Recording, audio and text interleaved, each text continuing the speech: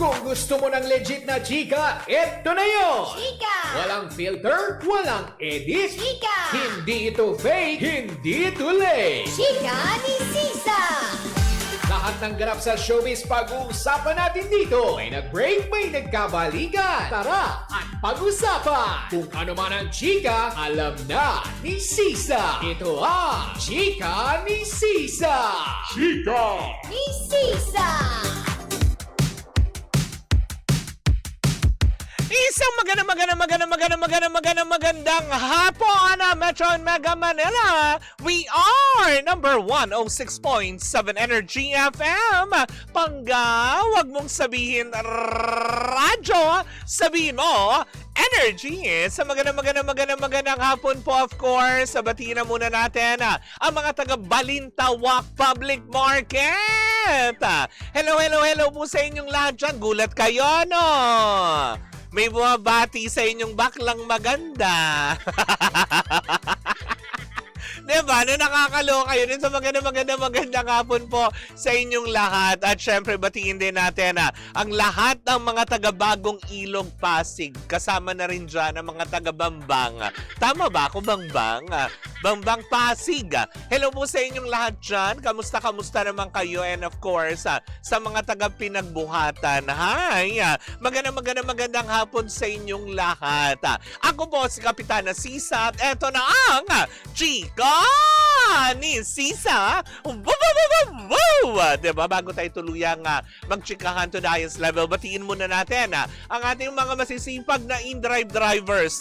Lalong-lalo na si Kagawad JC Valencia and Domingo Ricardo Bobis, Ronald Soriano, Mario de los Santos, ayan, Edito L. Adriatico Jr., Edwin Mercado, Moises Amansek, Ronald Agcanas, Mark Samuela, at Marvin Rondilia. Syempre, batiin din natin ang mga masisipag na Grab driver taxi na sina Normie Leones at si Patrick Jinko. Ayan, kasama ng kanyang asawa. O, diba? Batiin din natin ang asawa ni Patrick Jinko, ang napakabait na Grab driver. Hindi ba? Na si Ivy Cosa Makadat. Ayan. Diyan yan sa may Toyota Otis. May nakikinig sa atin. Hello po sa inyo. Magandang hapon po. Diba? Sa mga taga Perpetual Health Medical Center dyan. Sa may Las Piñas. Diba? Hello po sa inyong lahat dyan. Sa mga taga Pasig Mega Market. Hindi ba? Makakalimutan ba natin dyan ang ating mga friendship, hindi ba? Pero pag sa mga ganitong oras, di ba, parang ang sarap magkape, hindi ba? Kung ikaw ay isang coffee lover, well, ito magandang balita ito. Meron tayong coffee, MX3 Coffee Mix na sobrang pagka-excited, di ba? Alam niyo ba na ang bawat MX3 Coffee Mix ay may high source ng vitamin C at calcium na may antioxidants benefit at cholesterol free. Ito rin ay low acid coffee na may low calorie sweetener na kung tawagin ay sucralose na hindi nakakapagpataas ng ating blood sugar levels at blood pressure.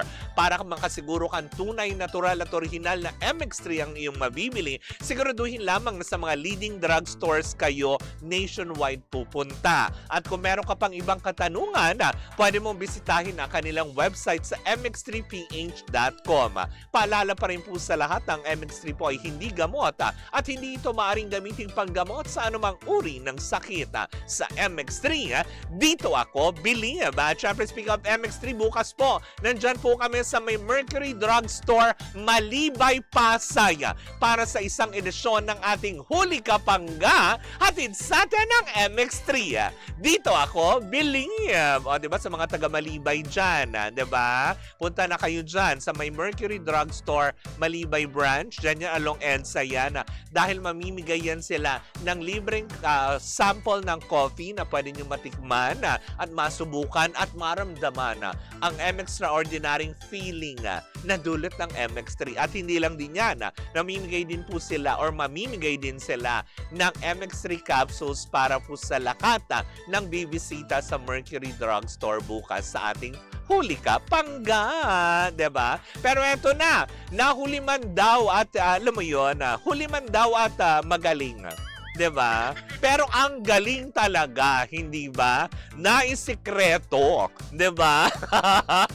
Walang kaalam-alam over the last Monday lang ito. Walang kaalam-alam ang buong sambayanan, 'di ba? Lunes ng gabi sa Makati City Hall kung saan po naganap ang isang civil wedding sa pagitan ni Bea Alonso at ni Vincent Co. Congratulations, palakpakan natin. A certified Mrs. Co na.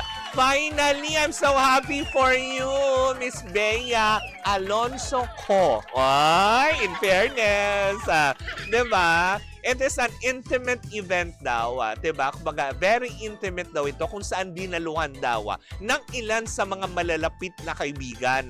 Pero ang chika, 'di ba? Tama ba ako ng rinig? Pwede po itong klaruhin or magbigay ng opinion, 'di ba? Or opinion magbigay ng impormasyon, 'di ba? Kung tama po ba na hindi daw dumalo yung mga magulang. Tama po ba sa kasal? Yun ay aking nasaga po lamang kasi ang mga nag-witness lang daw para masaksihan itong very intimate na kasalang ito ay ang mga malalapit na kaibigan.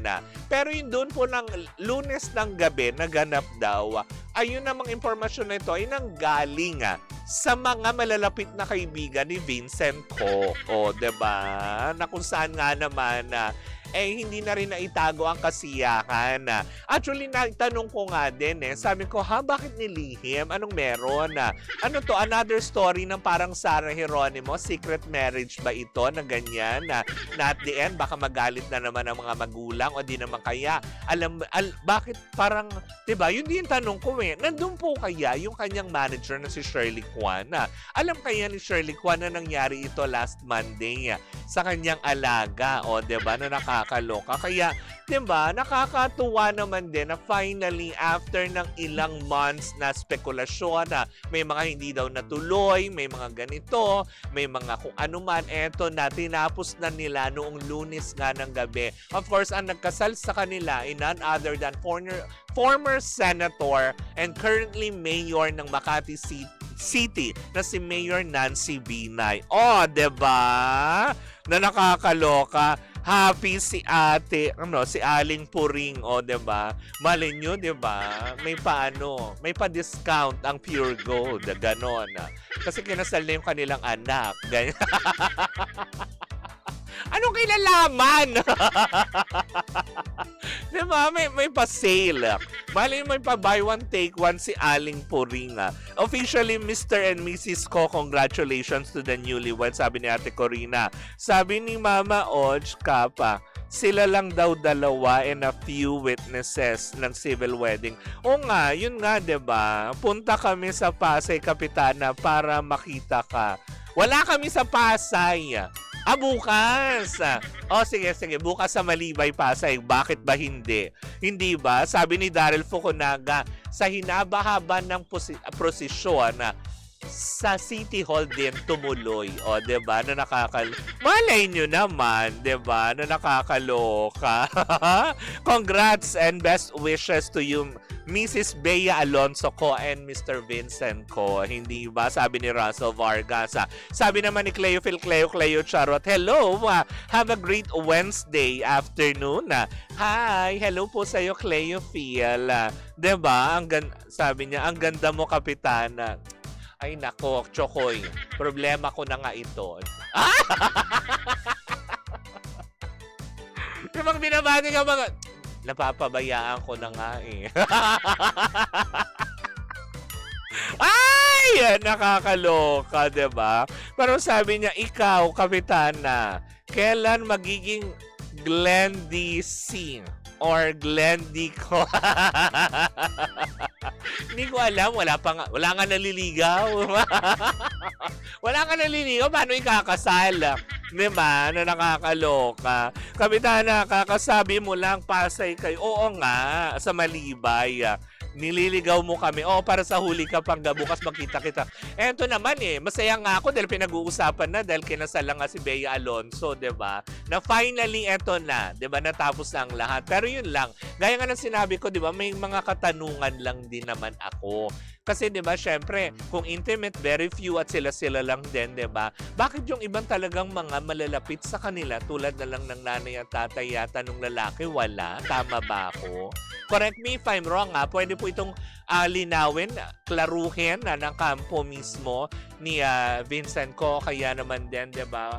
Yung parents ba ni Bea nandun din ba during syempre, 'di ba? Once in a lifetime event ito ng isang babae para ikasal ka, 'di ba? Dapat ganon. Kaya lang, ang katanungan ko nga kaagad alam mo 'yun, dito sa nagsabi lang naman sa atin, no, na kailan nangyari? Anong date? Anong oras? 'Di ba? Syempre date ng Lunes, July 13. 'Di ba? Anong oras? Sinabi lang sa atin na gabi yan nangyari. So parang sabi, bakit ngayon minadali? Yun yung tanong ko. Bakit minadali ngayon? 'Di ba? Alam mo, sagot lang sa akin nung tinanungan ko. Kasi nagmamahalan sila. 'Di ba? Pwede naman na maging sapat ng dahilan 'yon at hindi na natin bigyan pa ng kung ano man tanong. Basta ang importante, reyna na siya ng pure gold ngayon. Charot. 'Di ba, Adel? Mabuhay ang bagong kasala. Sa simbahan naman next time para alam ng lahat at maging invited, especially ang manager ni Miss Bea. Hindi yan kagabi nangyari nung isang Lunes siya, friend. 'Di ba? Lunes daw siya. Lunes ng gabi nangyari. 'Di ba? Na nakakaloka. Hi, Corina. Ayan. Ay, nandito si Miss Patricia Javier. Ayan, nanonood si Miss Patricia. Hindi ba? Supportahan po natin ang kanyang single, 'di ba? Na tipong ang ganda. 'Di ba? Patuloy niyo pong i-request yan ng bonggang-bongga ang kanyang awitin, 'di ba? 'Di ba? Imagine me without you. 'Di ba? I can't imagine myself without you, Ate Patricia. Ang saya nung ating ang saya nung ating TikTok na ginawa kahapon. Mag-iingat po kayo kung saan ka man pupunta. Siyempre kay Doc Rob. Ayan, Uy, binabati si Doc Rob. Gustong maka-experience ng Cairo, 'di ba, ng bongga, 'di ba? Iyan mo, 'di ba? Dadalaw po ako sa clinic ni Doc Rob kasi ang alam ko parang meron sila dito sa Quezon City, mas malapit sa atin, 'di ba? Anyways, yun lang din naman ang masasabi ko. Congratulations! Ayan na po yung pinakaiintay ng lahat. Ikinasal na po, uulitin ko, si Miss Bea Alonso kay Mr. Vincent Co. 'Di ba? Noong Lunes po yan ng gabi sa Makati City Hall. Ang nagkasal sa kanila ay si Mayor Nancy Binay. Let's just be happy for them. Yun lang naman din, hindi ba? Kasi parang kahapon, 'di ba? Hindi, kagabi pa lang. 'Di ba?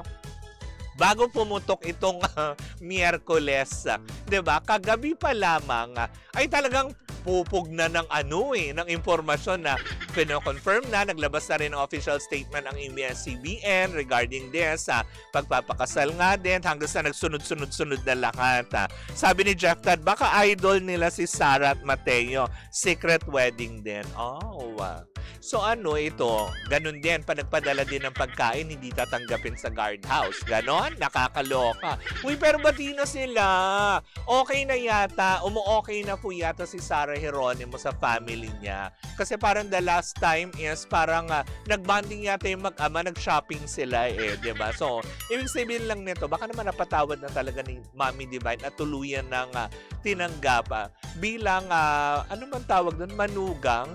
Manugang ba ang tawag doon sa lalaking asawa? Kunwari yung anak mo babae, diba? Diba? Malay mo naman.